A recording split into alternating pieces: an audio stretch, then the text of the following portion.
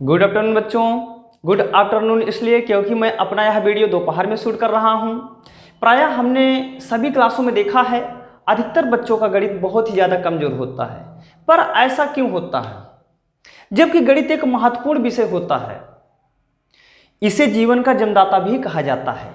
मनुष्य के जीवन में मातृभाषा के अतिरिक्त ऐसा कोई भी विषय नहीं है जो गणित की बराबरी कर सके। सोचिए, यहाँ तक कहा गया है मनुष्य के जीवन में मातृभाषा के अतिरिक्त ऐसा कोई भी विषय नहीं है जो गणित की बराबरी कर सके। यहाँ तक कि प्राचीन भारतीय ग्रंथों में भी गणित को बहुत ही ज़्यादा महत्व दिया गया है। वेदांग ज्योतिष में भी गणित को सभी शास्त्रों का सिरमौर कहा गया है, अर्थात सभी शास्त्रों में इसको सर्वोच्च स्थान प्राप्त है। सोचिए, और तो और यूनान के दार्शनिक प्राचीन यूनानी दार्शनिक प्लेटो ने भी गणित को बहुत ही ज़्यादा महत्व दिया है।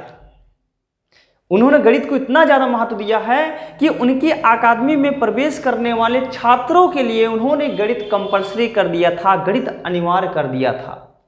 सोचिए, गणित कितना महत्वपूर्ण सब्जेक्ट है, कितना महत्वपूर्ण विषय है, लेकिन फिर भी हम गणित को केयर नहीं करते हैं।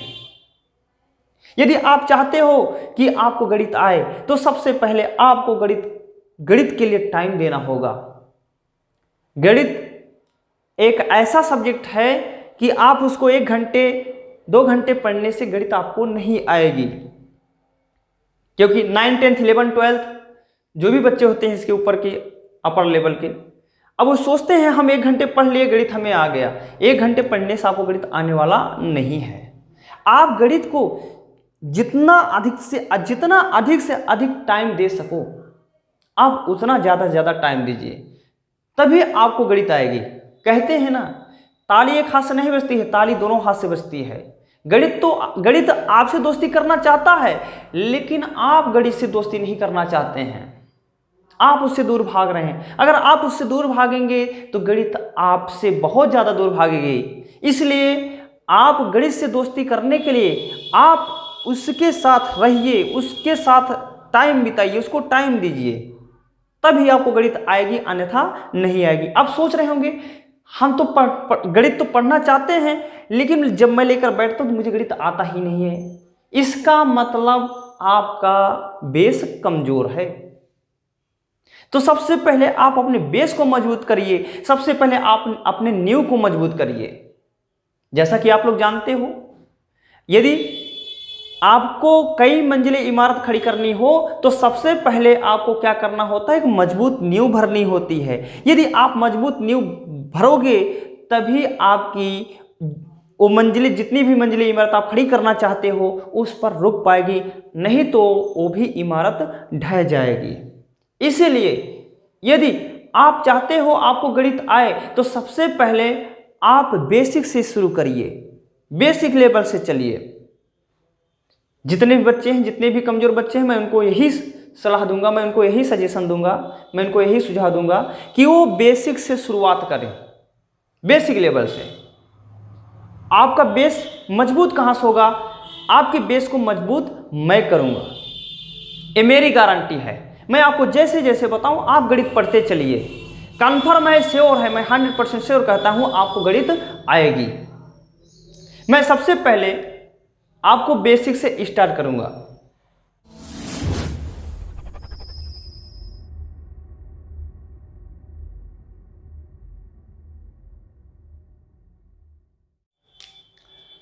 हाँ बच्चों, चलिए सबसे पहले हम आपका बेसिक स्टार्ट करते हैं।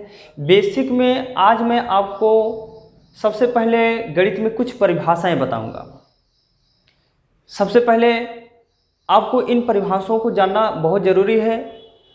अगर आपको ये परिभाषाएं पता होंगी तभी आप संख्याओं के बारे में जान पाओगे, नहीं तो नहीं जान पाओगे। तो यहाँ पर सामने जो पॉइंट लिखा गया है, जो पॉइंट नोट किया गया है, उसको बताने से पहले सबसे पहले हम आपको बताते हैं संख्याएं कैसे बनती हैं। हमारे भारतीय गणित में कुल 10 अंक ही काउंट किए गए हैं। जैसा कि आप लोग जानते हो, 1, 2, 3, 4, 5, 6, 7, 8, 9 और 0। एक कुल टोटल 10 अंक ही हैं, जिसमें से यहाँ से 1 से लेकर 9 तक को हम सिग्निफिकेंट बोलते हैं और इसको इनसिग्निफिकेंट बोला जाता है। ठीक, मतलब 10 अंक ही काउंट किया गया है। अब यहाँ पर देख सकते हो अंकों को अगर हम मिला लें, जैसे 1 और 2 को मैंने मिलाया तो संख्या बन गया। ठीक, या 3 को भी मिला लिए, देखिए संख्या बन गया। मतलब इसका कहने का मतलब हुआ कि अंकों को मिलाएं, 2 या 2 से अधिक अंकों को अगर हम मिलाते हैं संख्याओं का निर्माण होता है। तो जैसे आज मैं संख्याओं पर कुछ आपको परिभाषाएं बताऊंगा और परिभाषा आपके लिए बहुत ही जरूरी है। अब मैं जितने भी बातें बताऊं आप उसको फटाफट नोट करते जाइए। तो आइए सबसे पहले हम प्राकृत संख्या बताते हैं। प्राकृत संख्या किसे कहते हैं? तो आप लोगों ने बहुत सारी परिभाषा सुनी होंगी। सभी धनात्मक संख्याओं को हम प्राकृत संख्या कहते हैं, या जिनके माध्यम से हम किसी वस्तु की गणना कर सकते हैं उसको भी हम प्राकृत संख्या कहते हैं। या एक से शुरू होने वाले, एक से प्रारंभ होने वाली संख्याओं को हम प्राकृत संख्या कहते हैं। ठीक, तो आइए हम यहाँ पर परिभाषा लिखते हैं। सभी धनात्मक संख्याओं को, सभी धनात्मक संख्या को हम प्राकृत संख्या कहते हैं। सभी धनात्मक संख्या को हम प्राकृत संख्या कहते हैं, नेचुरल नंबर कहते हैं। एक परिभाषा ही हुआ, संख्या कहते हैं। ये डेफिनेशन आपके लिए बहुत ही जरूरी है। या हम एक परिभाषा लिख सकते हैं, और करके अथवा करके लिख सकते हैं। एक से प्रारंभ होने वाली, एक से प्रारंभ होने वाली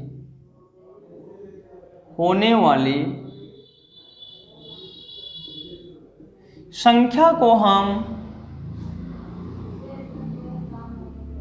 को प्राकृत संख्या कहते हैं। प्राकृत संख्या कहते हैं। इसे हम कैपिटल एन से प्रदर्शित करते हैं। इसे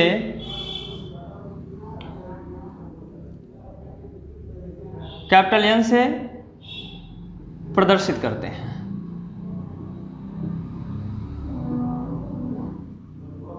प्रदर्शित करते हैं।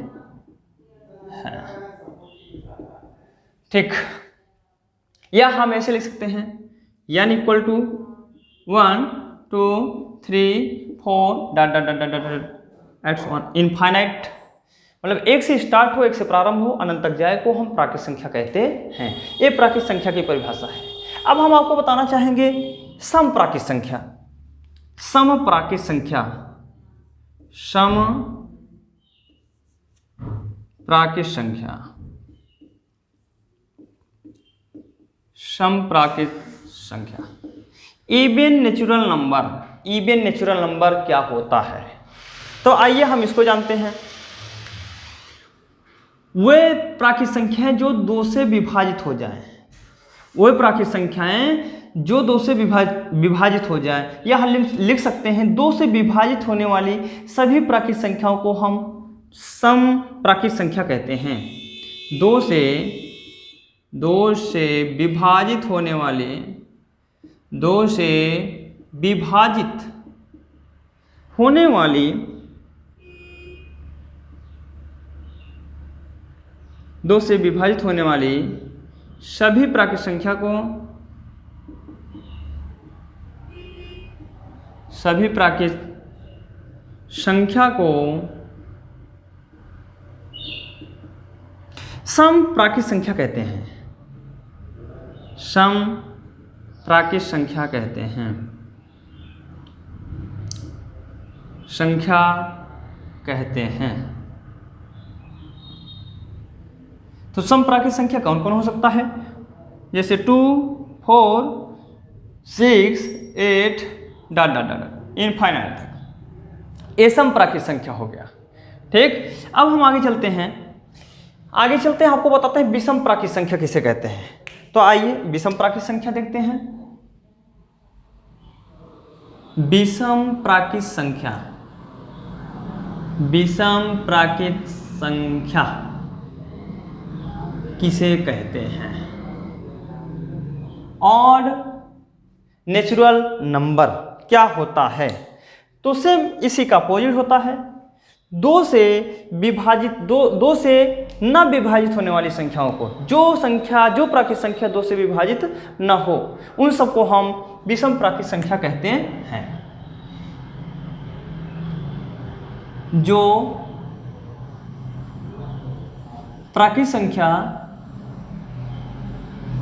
या सीधा ऐसे लिखो, दो से विभाजित न होने वाली, विभाजित न होने वाली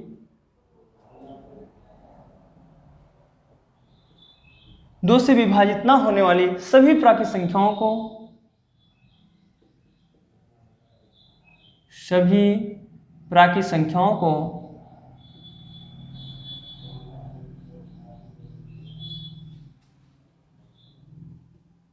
विषम प्राकृत संख्या कहते हैं। विषम प्राकृत संख्या कहते हैं।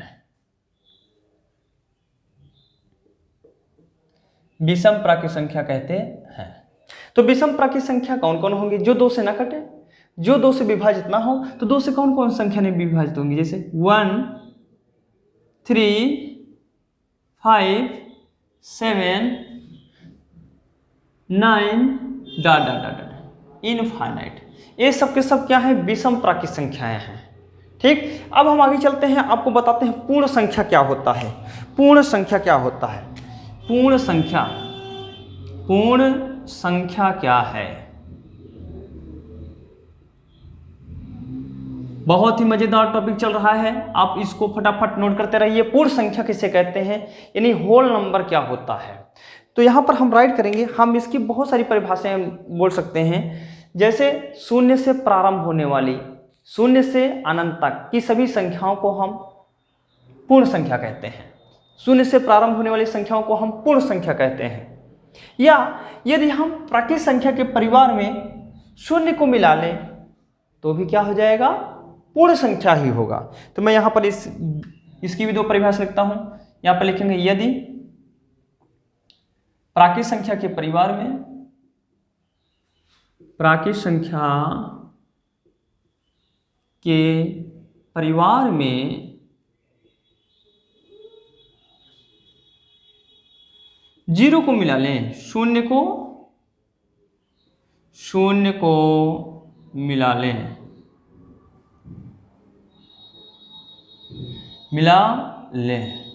उसे हम पूर्ण संख्या कहते हैं।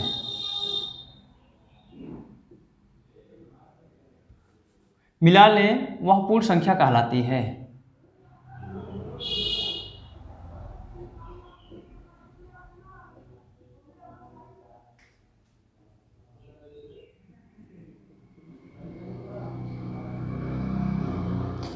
या परिभाषा और राइट कर सकते हैं अथवा करके, शून्य से प्रारंभ होने वाली संख्याओं को, शून्य से प्रारंभ होने वाली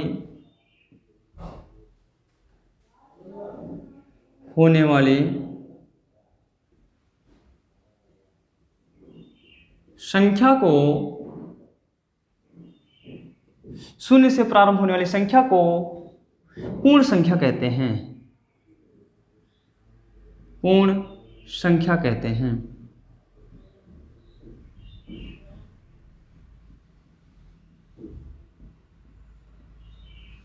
इसे W से प्रदर्शित करते हैं।